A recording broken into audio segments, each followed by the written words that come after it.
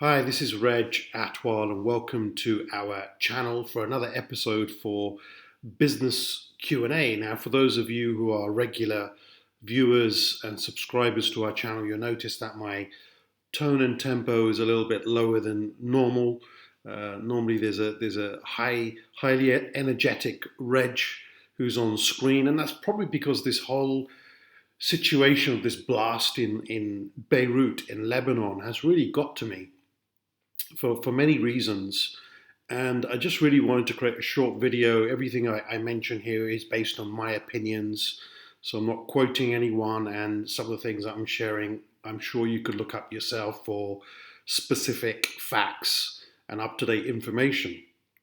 But over the last 5-6 years, I have been traveling to Beirut on a fairly regular basis every year, working with different family businesses. I've also had the opportunity of being a guest speaker at the American University of Beirut, also a few other business schools. And Beirut has always been in my top 3 places to visit. It's a fantastic place. Lebanon as a country is a fantastic place. So when you see things like this blast, it is really shocking the impact it's having on people. And more so, and moreover, it's not just about the blast, it's about all the things that have happened in the last 10, 12 years in the country.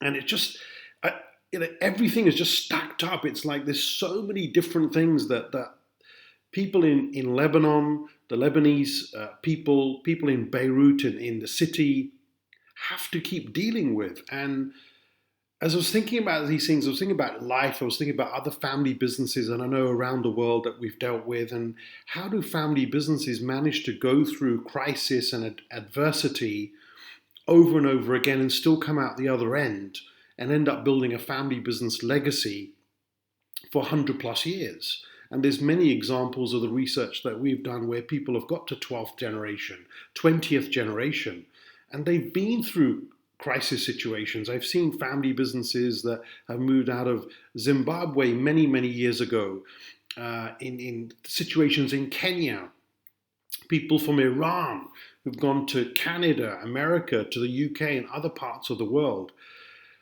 So what does it mean to people living in Beirut right now?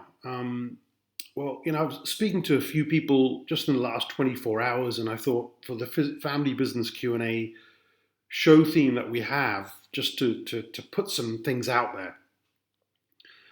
And if you look at prior to this blast, I'm going to call it a quake-bomb blast, because it was like some huge, almost like a nuclear bomb. It was like a mini earthquake, all in one soup bowl, and it's impacted people for miles.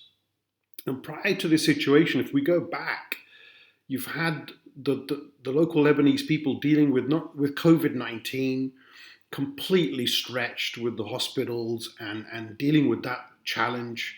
Prior to this, in the last 6 months, speaking to people on the ground there, you've had the currency devalue.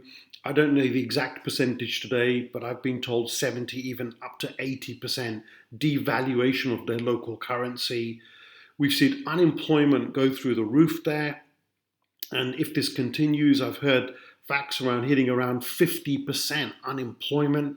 I mean, can you imagine 50% of your population unemployed and 80% of your currency devalued? Then so it's an economic crisis. There's lots of banks I've heard that have closed down, so you can't even get access to money. There's no real money flow right now, which makes it really difficult. You've got government issues. There's things on the internet you could read about people's opinions around corruption. And again, this is just my opinion. I don't know whether that's true, of what sort of corruption could be going on at a leadership level. There's a divide in the country. And as the outsider looking in and talking to people there, where's the leadership? So now dealing with this situation where for miles you've got people's shops and outlets and businesses shattered and have to be rebuilt, apartments, homes, cars destroyed. There's got to be a huge injection in this country an economic injection, a monetary injection. There's also got to be support from other countries to help Lebanon come out of this. If not, we are looking at tremendous poverty, refugee situations. And when it comes to family businesses, in particular, the area that I've been focusing on the last 19 years, I've definitely seen family businesses who've been in similar things in other countries who've just made that decision to go, look, do we not bounce back, but bounce forward and rebuild in our country with pride? It's our country. We want peace. We want things to work out in the future. Or do we have obstacle after obstacle, hurdle after hurdle? Every path you go down, there's a challenge, and there's just too many stacked on top of each other. So is it time to maybe look at rebuilding elsewhere? And I know Lebanon as a country is going to lose some of its talent. Talent will go abroad. Family businesses that are the bedrock, that account for 75% of GDP, you will have family business owners and members who will start establishing themselves in other countries. I don't think that's a bad strategy. I think you've got to be in an environment where you've got things going for you and not against you. And in parallel, rebuild in your home country. Keep rebuilding. Don't lose faith. And having been to Lebanon so many times, the people there are fun, social, well-groomed, caring. They do have hope. I mean, just looking at CNN and Sky News and a few other news channels in the last 24 hours, some of the interviews done by them with people on the ground, seeing their shop windows blown out. And these people weren't angry, they weren't upset. Yes, internally there was tears, they were shocked, but they were still grounded and looking at their business and going, it's okay, I'll rebuild. It's only broken. We're grateful for being alive, we're safe. And I saw this again and again with the different interviews. And when I reached out to over a dozen people that I know in Beirut, checking that everybody was safe, are they okay? I had similar messages come back saying, look, thank you for asking, we are safe. Yes, there's a few people who have had minor injuries, a few staff have had some minor injuries, but overall we're safe. However, yes, we have got lots of things that are broken, the infrastructure, it is devastating, it's a mess, it's chaotic, and there's a lot of things that we have to sort out.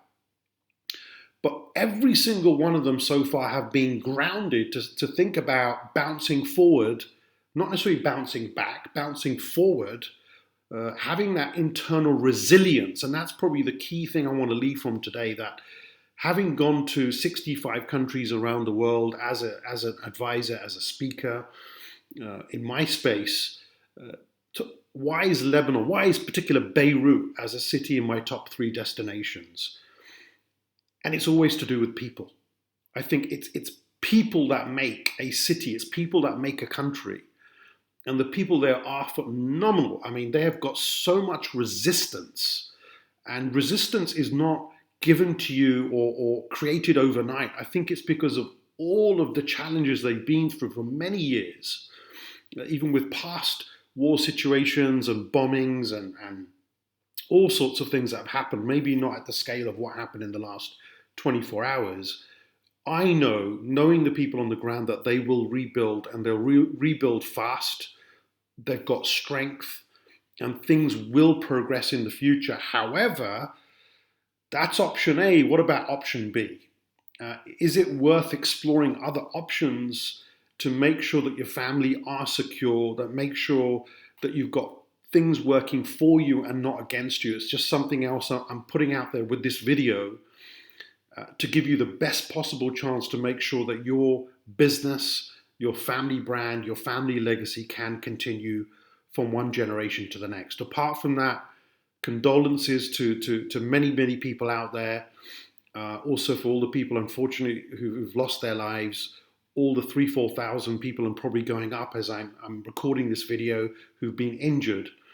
And our heart does go out to you. We are praying for you, and we know you will get back on track. So keep being resilient, keep being strong.